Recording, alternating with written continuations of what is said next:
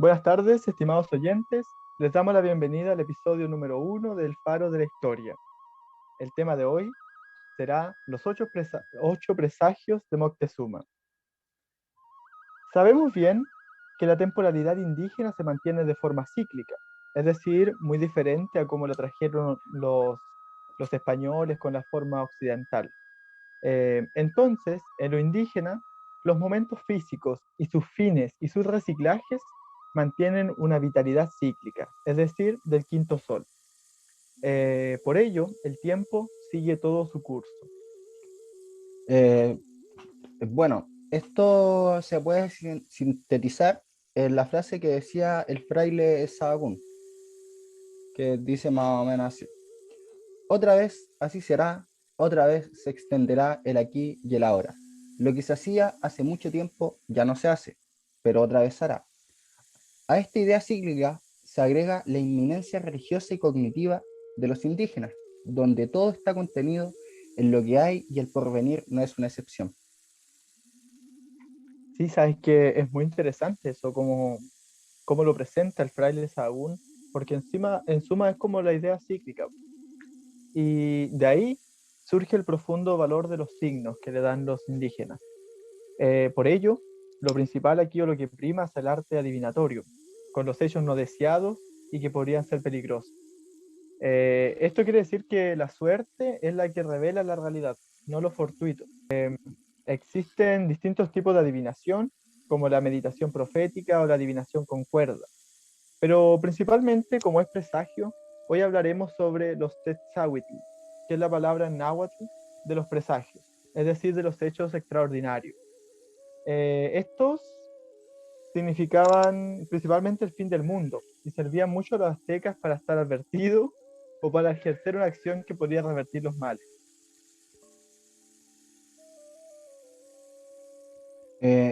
Entiendo. Y también comprenderemos que lo que en Europa era lo pagano, o sea, supersticiones y contrario a la moral cristiana, en la zona azteca era un conjunto de importantes signos. Es por ello que producto de toda esta significación se plasmaron principalmente por el padre Sagún en el libro 12 del reconocido Códice de Florentino estos presagios. Bueno, es así, queridos oyentes, que junto a mi amigo Yandari Rojas hemos recopilado y les hemos traído los 8 presagios que anunciaron a Moctezuma, 10 años antes la llegada de los españoles. Yandari, si quieres puedes comenzar tú con el primer presagio. Bueno, comenzaré con el primer presagio funesto. Esto pasó 10 años antes de la llegada de los españoles.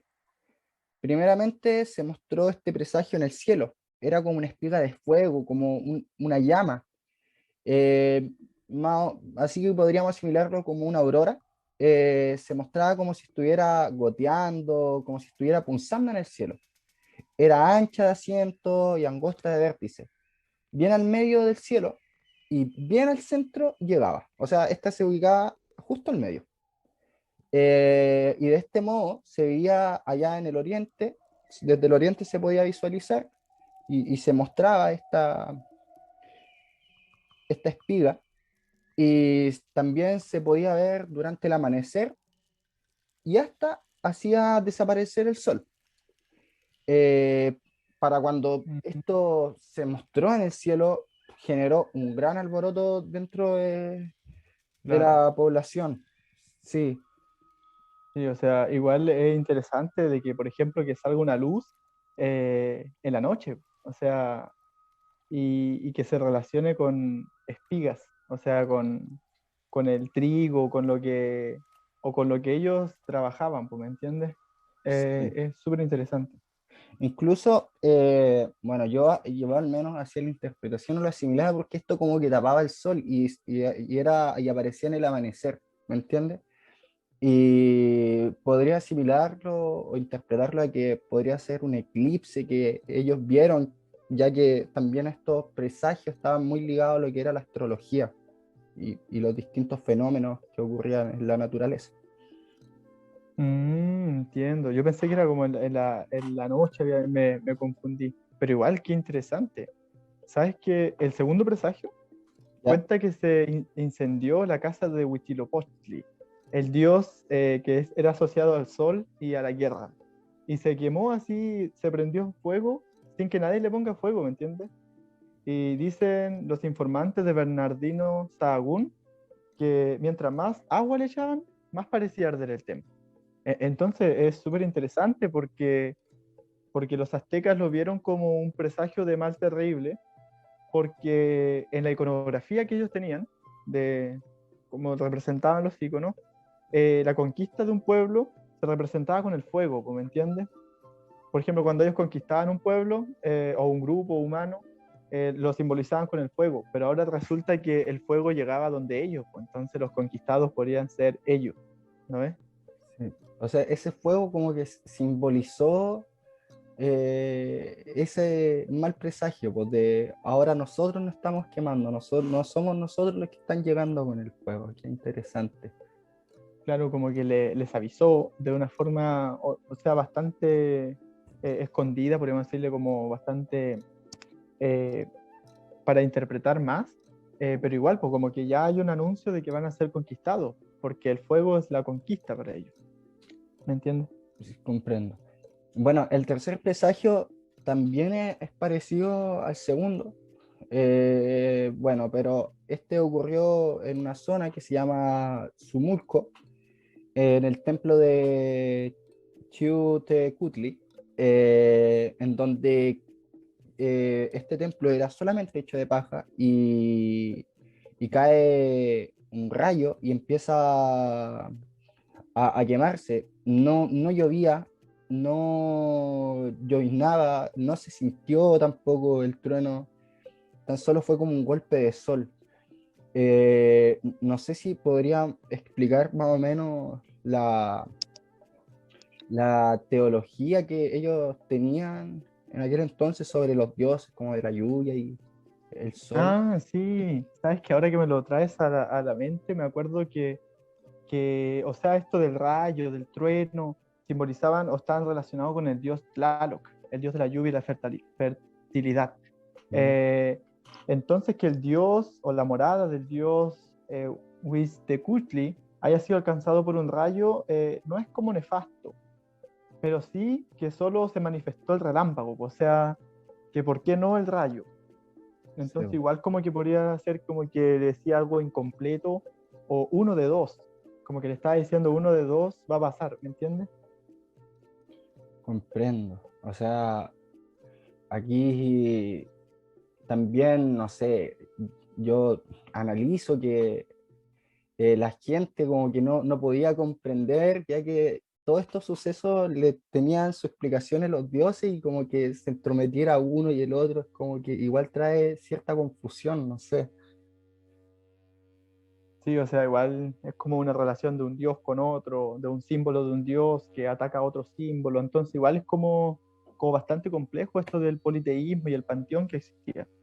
Mm, Sabes que el cuarto presagio, que lo pronosticó uno de los Tlatoani o de los príncipes o gobernantes de los grupos de la Triple Alianza, que eran tres como estados aztecas, entre ellos está Moctezuma, que se llamaban Nezahualpilli. Él le dijo a Moctezuma que iba a haber una señal en el cielo, un Citlal-Popoca o cometa. Y este cometa lo vio primero la persona que se vestía o simbolizaba al dios Huitzilopochtli, ¿ya? De nuevo el dios principal, el dios de la guerra y del sol. Y esto se lo anunció a los servidores. Les dijo, saben que estoy viendo esto. Y hubo todo un estruendo en la ciudad por el fuego que parecía como lluvia. Parecía que en el cielo había lluvia, pero de fuego. Y cuando le dijeron a Moctezuma, él dijo, no, no creo que, ¿cómo va a estar pasando eso? Pero sabes que fue tanto lo que duró el cometa en el cielo que Moctezuma lo logró ver a la noche siguiente, ¿entiendes? Y ahí puta. Moctezuma volvió a llamar a Nezahualpilli y él le dijo, yo te dije y ahora va a venir algo peor. Entonces, es muy interesante, ¿sabes? Sí, o sea, cómo se van manifestando todos estos presagios a través del fuego. O sea, todavía tengo la idea anterior de la conquista, de cómo era la figura del fuego, y sigue siendo como a través de puros fenómenos naturales, foco, la ciudad azteca. Sí, o sea, todo con la ciudad y por ejemplo, este Nezahualpilli, donde le dijo de nuevo, le dijo, sabes que va a venir algo mucho peor que esto, van a venir calamidades y desventuras, y tu reino se irá para abajo. Entonces, como que le está diciendo mucho, ¿me entiendes? Es muy interesante en realidad. Mm. Y Moctezuma bastante incrédulo también ante los Sí, presagios. bo, o sea, igual donde pensó que, por ejemplo, que Cortés era el dios Quetzalcóatl, entonces igual era bastante incrédulo y no pensaba mucho en realidad, como lo que podría estar pasando, ¿me entiendes? Comprendo. Bueno, en el Eh, quinto presagio, que es distinto a los demás, ya que este ahora no es fuego, sino que es agua, que a los ojos de la población era como agua que estaba hirviendo, que es como que se quebraba, que hervía con mucha furia y, y que el viento hizo que se alborotara mucho. E incluso está llegando a las casas, sucediendo esto en una de sus lagunas que es bien conocida, la laguna Texcoco. Y, o sea, o sea, todavía no se va esta figura de como, a ver, está el agua, pero agua hirviendo. O sea, sí es como esta rabia, como este fuego, pero ya ahora traspasándose, trascendiendo al agua. Entonces, es sí, como súper eh, extraño. sí, o sea, igual que consideren como hartos aspectos de su ambiente, es decir, o elementos, por ejemplo, hablamos del fuego, presagios del fuego, pero también está el agua que tiene relación con el fuego. Entonces, es interesante cómo se presentan estas profecías que dan a conocer. No sé qué dices tú. Yo digo que Mm, siga con el sexto presagio. Bueno, el sexto presagio es muy humano, por decirlo así, porque dice Portilla, León Portilla, que se oía una mujer que iba llorando, iba gritando en la ciudad y diciendo, hijos míos, ya nos vamos. O a veces decía, hijos míos, ¿a dónde los llevaré? Eh, Está relacionada con una diosa madre que se lamentaba, pero principalmente a la diosa Coatlicue, que se lamenta por la salida de su hijo, el sol, Huitzilopochtli. Pero si lo pensamos bien, puede tener relación con las madres que se lamentan que sus hijos se van a la guerra, porque estamos en un ciclo guerrero de los aztecas y está la guerra florida y todo, pero más allá está diciendo como que los aztecas se van a la guerra con los españoles, ¿me entiendes? Sí. Em, sí, no sé, no Eh, sé qué piensas tú. bueno, o sea, es normal, yo creo que en todos los sucesos históricos que han habido guerra, la figura de la madre y los hijos, yo creo que es súper fuerte pensar en, no sé, po, en que tú tienes un hijo y que pueda perder la vida, o sea, se personifica mucho y sobre todo con la figura de la madre. Aunque me llama mucho la atención, buena mujer que lloraba, hijos míos, ya tenemos que irnos lejos, ¿a dónde los llevaré? No sé si tendrá alguna asimilación con la historia de La Llorona, que por lo que entiendo también proviene de México. Yo creo que sí, o sea, yo creo que esto es como la base o la línea histórica o de dónde viene la figura de la Llorona, ¿me entiendes? Como que, bueno, con el tiempo se fue transformando quizás más la historia, pero como que viene de aquí, de los presagios de 1555. ¿Sabes qué le contaron a Moctezuma? Y él se alarmó un poco, dijo, busquen en las noches, en la ciudad, quién puede ser y pregúntenle por qué llora. Pero nada más, en realidad, no, ni siquiera por la frase que decía, hijos míos, ya nos vamos, o hijos míos, ¿a dónde los llevaré? Sino que Moctezuma se queda principalmente con que era alguien que estaba lamentándose y quería saber por qué, pero nada más, pues, porque no creo que la hayan encontrado, ¿me entiendes? Sí, es súper interesante también el hecho de pasar quizás bueno, igual vamos a seguir hablando de los siguientes presagios que vienen, pero aquí ya se empieza a humanizar un poco el tema de los presagios. Bueno, vamos a verlo ahora, por ejemplo, con el séptimo presagio y el octavo. Eh, bueno, en el séptimo ocurre lo siguiente. Siempre, bueno, se sabe que era un pueblo que recogía peces, cosas, Claro. trabajaba con las redes, y cogieron un pájaro ceniciento como si fuera una grulla y luego se lo llevaron a mostrar a Moctezuma, a la casa de lo negro. Esta casa era una casa donde se estudiaba lo mágico. Y bueno, ya había llegado el sol a su apogeo, era el mediodía, y había un espejo en la cabeza del pájaro, o sea, un elemento que no era común verlo en una civilización precolombina. Eh, y este espejo que estaba en la cabeza del pájaro estaba como una rodaja, era como una rodaja de uso en espiral y en rejuego. Era como si estuviera perforado en su medianía. Pero cuando vio por segunda vez la cabeza del pájaro, nuevamente vio allí en la lontananza como si algunas personas vinieran deprisa, bien estiradas, dando empellones. Se hacían la guerra unos a los otros y los traían a cuesta como unos venados. Eh, es- aquí la cabeza me explota. Con este presagio ya vi la cabeza me vuela. No sé qué Sí, tú. o sea, no sé, mira, así pensándolo de forma rápido, veloz, puedo decirte que quizás esto de que vean hombres en venados podrían ser los españoles en los caballos, pues mira, en la figura del Mm, caballo. sí, pues. O por ejemplo, lo del espejo podría ser lo invisible que veía que estaba en el cetro del dios Huitzilopochtli, este que hablaste tú primero. Entonces igual como que se relaciona con el dios, ¿me entiendes? Y que podría venir un nuevo cambio. No sé qué más podría decir tú.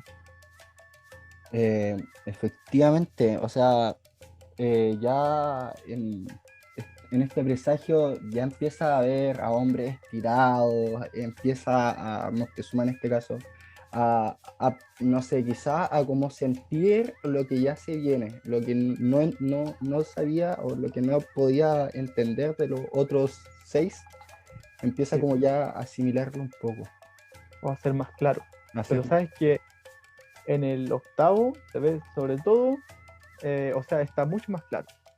Porque Moctezuma ve a hombres con cuerpos grandes, espinosos. Y esos hombres tienen dos cabezas, pero solo un tronco, ¿me entiendes? Y se le presentaban a Moctezuma y desaparecían. Entonces, ¿sabes que según Johansson, en su libro Los presagios y las señales a los aztecas, dice que puede ser como una relación entre las dos culturas que va a haber, por la dualidad cultural desgarradora que se va a presentar de la conquista?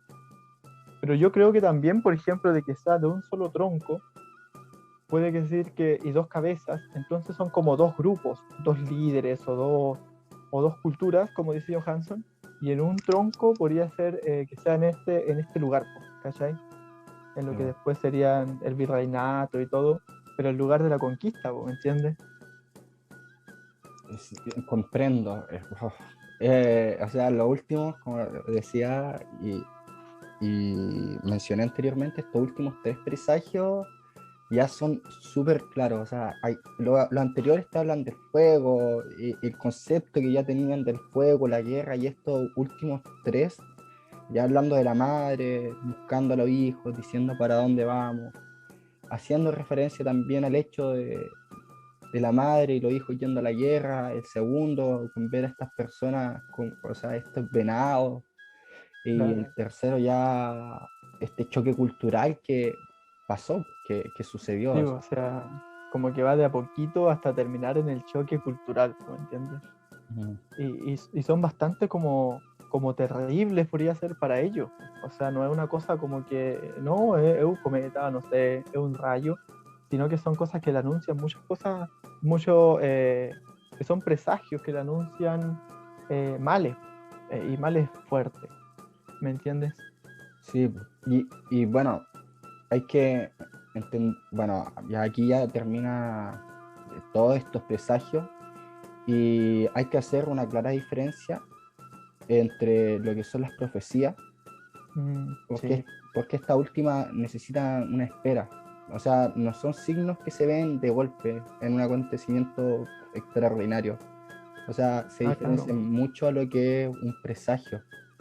O sea, sí, porque un presagio es como que se ve algo ahí y algo te puede decir, pero una profecía es como que tienes que esperar que pase.